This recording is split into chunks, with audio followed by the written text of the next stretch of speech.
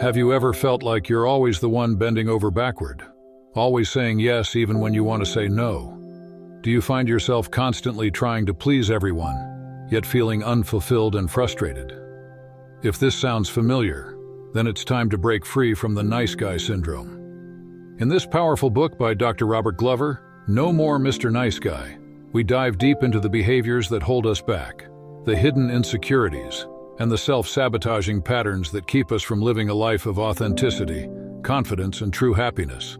In this audiobook summary, we'll uncover the transformative lessons and actionable steps that will help you reclaim your power, set healthy boundaries, and live life on your own terms. It's time to stop being Mr. Nice Guy and start being the man you were meant to be. Let's dive in. What is Mr. Nice Guy syndrome? Most nice guys are concerned with looking good and seeing that everything is done right. Their contentment hinges on the happiness they bring to others. Typically, nice guys bend over backward to avoid conflicts. They tend to be humble and selfless, often focusing on satisfying the women in their lives. Nice guys believe that always showing care and generosity entitles them to love, happiness, and fulfillment without hesitation. Dr. Glover identifies this set of beliefs as the primary cause of nice guy syndrome. It represents the misleading notion that being honorable guarantees a trouble-free life with plenty of affection and respect from others. If these traits resonate with you, liberate yourself from the cycle of idle hopes and patterns. It's time to stop the hourglass of people-pleasing and start moving toward fulfillment in love and life. If you recognize yourself or anyone close to you as a Mr. Nice Guy, explore ways to break free from its harmful effects and embrace true happiness. Attributes of nice guys. This tireless effort at appearing likable usually involves trying to disguise certain realities about themselves, their faults, yearnings, and passions, and morphing into what they think others would love: giving, helpful, and calm. There is no mold cast for nice guys, but they all have a collection of similar attributes. These attributes are a product of ideologies developed during childhood that guide their lives. Nice guys are givers. They fix and take. They seek the approval of others, seek to avoid conflict, and often feel compelled to hide their flaws and mistakes. They belong to a group of people who always seek the right way to do things.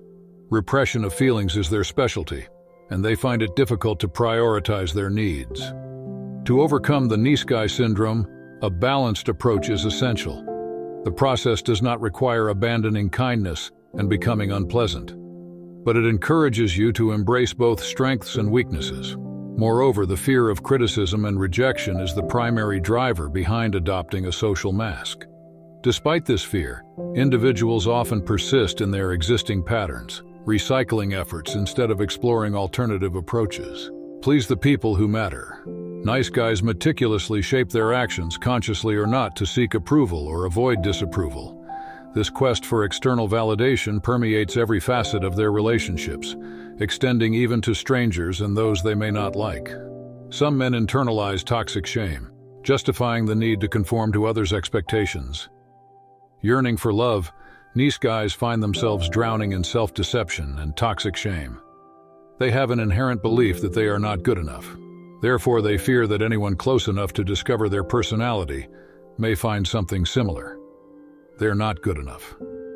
Doing things that make them feel valued, even in discomfort, comes off as a necessary element of a peaceful existence. Nice guys actively strive to be agreeable during almost all social interactions. But this habit of people-pleasing is most noticeable in their relationship with women. They hold a woman's validation in high esteem. Men must change their core patterns to recover from the nice guy syndrome.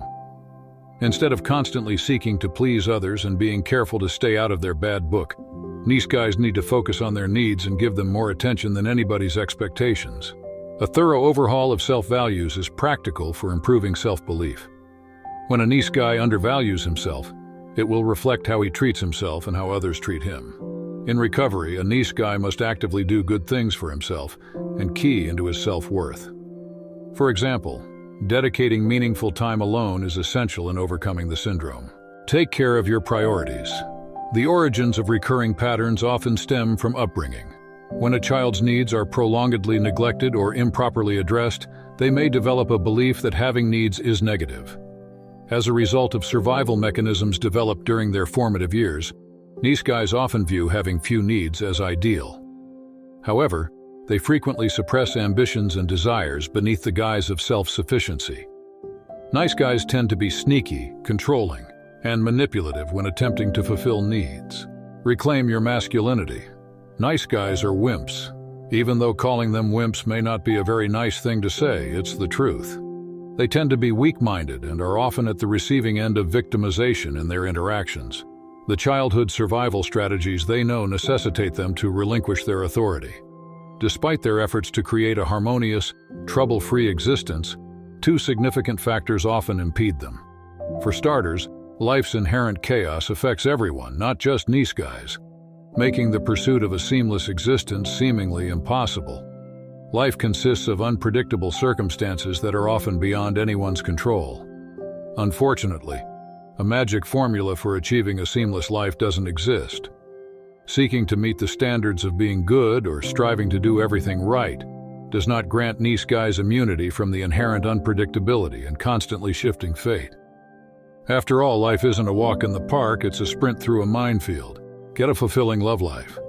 Nice guys usually have it hard concerning intimate relationships. Like everyone else, they crave happiness and intimacy with their significant other. Nevertheless, intimacy is elusive for many men in this category. Embracing intimacy requires the nice guy to thoroughly examine and willingly expose their vulnerabilities to reveal their true selves. It demands to be completely honest with that special someone and grant them access to the core of their very being. This concept bewilders nice guys because being intimately known leads to a fear of being not perfect. Throughout their lives, nice guys have dedicated considerable effort to projecting what they believe others expect of them, skillfully concealing any imperfections. The desire for intimacy embodies their deepest apprehensions. Human nature draws individuals to the familiar, leading nice guys to recreate adult relationships, mirroring their dysfunctional childhood connections. For instance, if assisting their mother in the kitchen as a child fostered a sense of closeness, a nice guy might equate such behavior with intimacy in adulthood. In the quest to feel valuable, they may seek troublesome partners, hoping to fix their lives altogether. Find sexual confidence.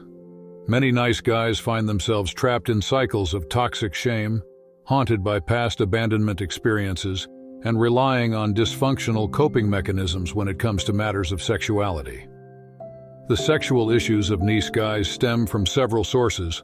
However, the most common are sexual dysfunction, insufficient sexual activity, compulsive sexual behaviors, and settling for less. Add all these problems together, and you have many sexually dissatisfied men on your hands. While many blame these issues on external factors, the real cause often lies within themselves. Surprisingly enough, nice guys are usually the masterminds behind their unusual sex lives. Sometimes the nice guy's partner feels accountable, but it is seldom ever their fault. They hinder their pursuit of fulfilling sexual experiences by doing the opposite of what genuinely works because of internalized fear and shame. But before throwing sexual shame overboard, it is necessary to seek the help of accepting and liberal-minded people.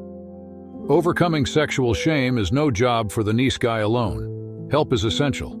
A recovering nice guy needs to open up about all aspects of his sexual self to supportive and trustworthy people. Such revelations drive him to let go of his shame and fear.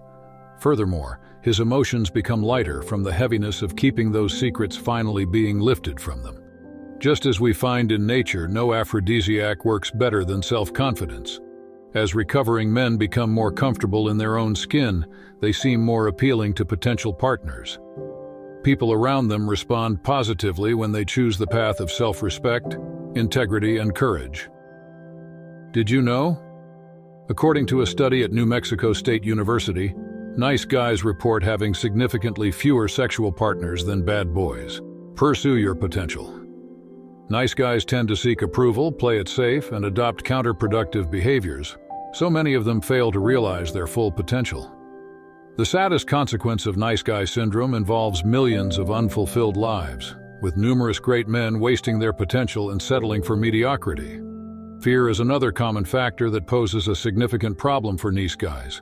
It governs a nice guy's every action and decision. The essence of life is evolution and change. And for a natural and complete progression of this process in any individual, they must be willing to let go of control. When recovering nice guys let go, they permit the lucky and beautiful chaos of creation to take its course. The inevitable product is a dynamic, rich, and fulfilling life.